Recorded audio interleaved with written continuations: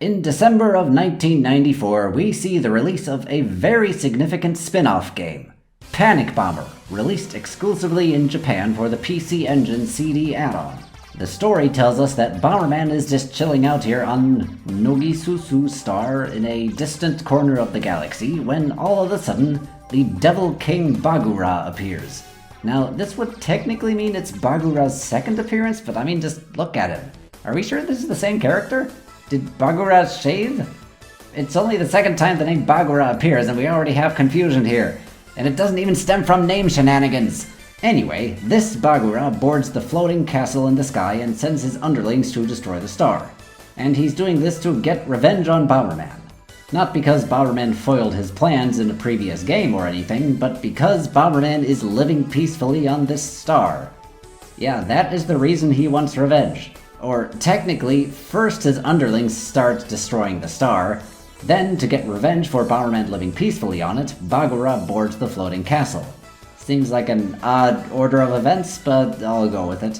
We start the game and there's a tutorial for us that I can't read, but a later one had one in English. Panic Bomber is very similar to Puyo Puyo.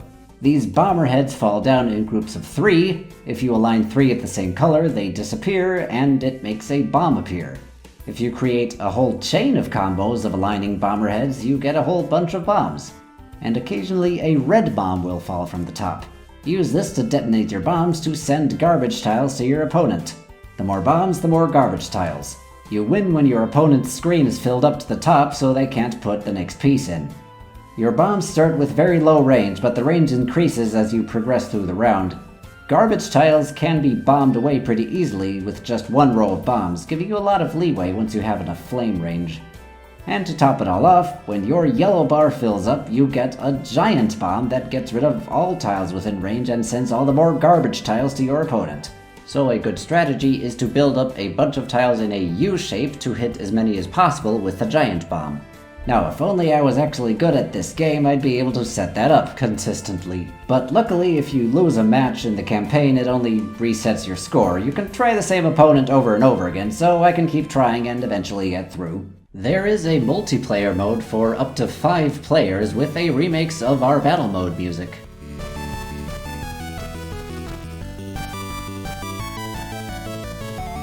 There's even a challenge mode with goals like getting a bunch of combos, but let's just start the campaign. It's a pretty detailed world map, but we can't move freely on it. It just walks us to every opponent one after another. It's been a while since we faced these regular enemies, balloons and the like. We start from... wait, is that Mitsumori's lab? His lab appears here, but Mitsumori himself is still nowhere to be seen? We get so many hints to the TG16 game throughout these games, but we still don't know what Mitsumori has been up to. Are you gonna have connectivity across games or not, Bomberman? Oh well, a lot of these opponents have really good remixes of Bomberman music.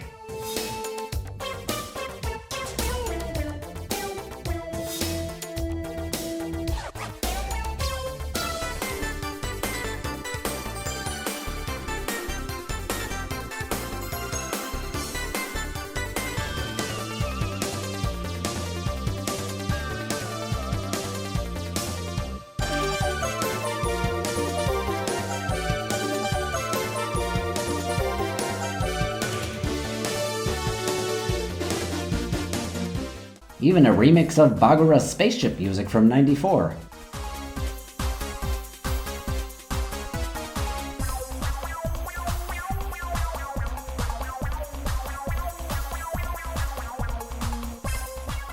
But the original tracks are pretty good too.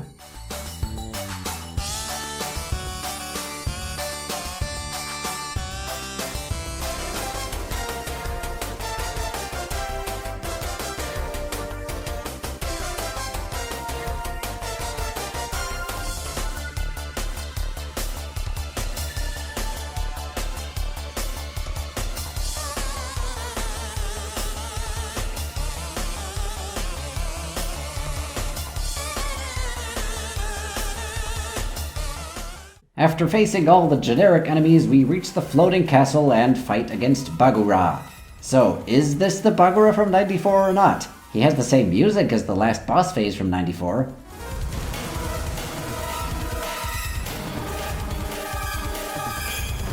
His voice isn't what I'd imagined it to be, though. Oi, oi. Speaking of voice, is this the first time Bomberman has a voice, barring that odd occurrence in Star Parodier? Be that as it may, we keep fighting Bagura until... She knew? She knew what? What did she know? And who are we talking about? Well, whatever. We beat Bagura and... Oh, looks like there are a few more rounds. Black Bomber, what are you doing here? You were supposed to be a good guy.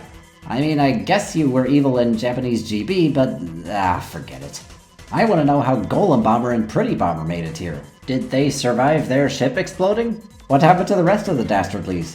There is no dialogue in this game aside from some laughs and gasps for when you win or lose. All we have to go on is that story. Oh well. Golem Bomber has a really solid remix of the Dastardly Bomber's machine music from Super 2.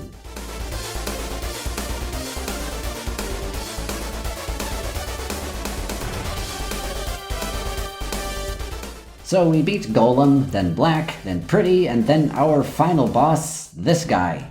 Yeah, there's no name for him anywhere, so let's just call him the Panic Professor for now.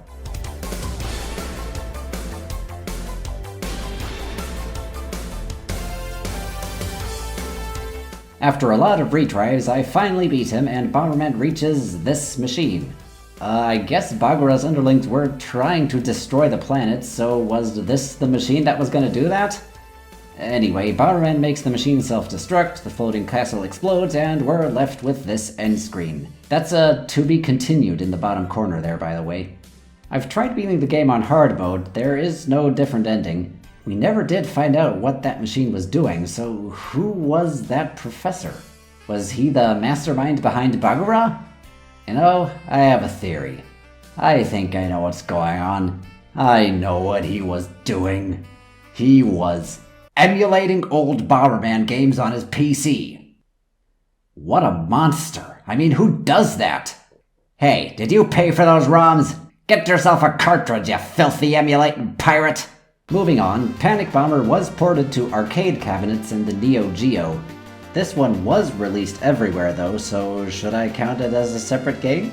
It's watered down compared to the PC Engine one. There's no world map and there are only 9 rounds. 7 of them are generic enemies and then it's Black Bomber and that other Bagura again. No story, no real dialogue, but we do have credits. White Bomber is voiced by Kazuko Sugiyama. And Panic Bomber was ported to a bunch of Japan-exclusive home computer systems that are hard to come by, but here's the FM Towns version. It's even more watered down than the Neo Geo version. Still 9 rounds, but much fewer music tracks and what? Purple? What did they do to you, shaved Bagura? Nah, I ain't done yet with Panic Bomber. In March of 1995, we have Super Bomberman Panic Bomber W. The W probably standing for World. It was released for the Super Nintendo exclusively in Japan. Ah, we have a story again, and dialogue. And the Shrine Place has translations for everything, so we might actually be able to tell what's going on. So Bomberman has just defeated the 5 Dastardly Bombers, yes, this game makes direct reference to Super 2, and decides to take a beach vacation when suddenly the Bombermen from 5 countries, also known as the World Bombers, go on a rampage. What exactly this rampage looks like isn't specified, but after defeating the first one, it turns out they were brainwashed and or mind-controlled, so it's up to Bomberman to bring the World Bombers back to their senses and find out who's behind all of this. We see that this game takes place on Earth, and yes, this is also referenced directly, still no sign of Planet Bomber from '94. Our first level is Jamaica, where we face 2 generic enemies, and then the World Bomber of Jamaica, Rasta Bomber, or Terror Bomber, I guess. The boss fights work a bit differently here. There are random special effects, such as turning all your garbage blocks into bombs, reversing your controls, making all your bomber heads disappear, freezing your controls for a time, and a whole bunch more. So even if you kinda suck at this like me, you can just keep going until RNG gives you a victory. Rasta Bomber points us to the England. Yeah, cause this is the flag of England. I'm sure everyone in the UK is perfectly fine with this. As per the rhythm of this game, we face 2 generic enemies, one of which threatens us with England attack. And Pass here says he's been waiting 100 years to fight us. Wait, 100 years? I mean, it's been a while since we met him back in '93, but he was in the other Panic Bomber games, so is all that 100 years ago? Nah, if I'm gonna get frustrated about something, it'll be one of the backgrounds here. The Loch Ness monster. 'Cause you know, Loch Ness is in England. The boss of England/UK is Metal Bomber, who has a really nice jam.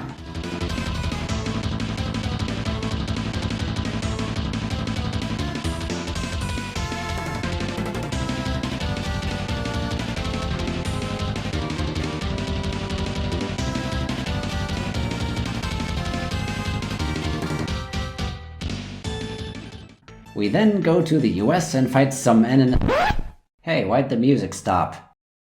Wait, we just got interrupted by Pretty Bomber, who wants to avenge her friends. Does that include Golem? He was alive in the other Panic Bomber. Ugh, I need to stop trying to connect these games and just enjoy the music.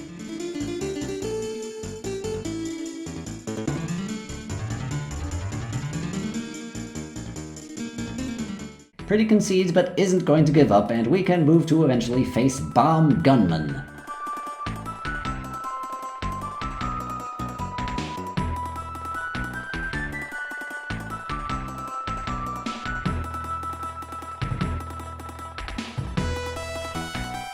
After him, we go to Kenya to fight Animal Bomber. Wait, how come Rasta was black but this guy isn't? And why is the only African character so far an animal? I'm just gonna move on. We reach our fifth area, Japan, where we have another interruption boss, Shadow Bomber. We beat him so hard it knocks his face off, revealing it was Black Bomber all along. He isn't evil though, he just wanted to join the fun and wishes us well on our quest. How nice of him. At last, we face the World Bomber of Japan, Karaoke Bomber.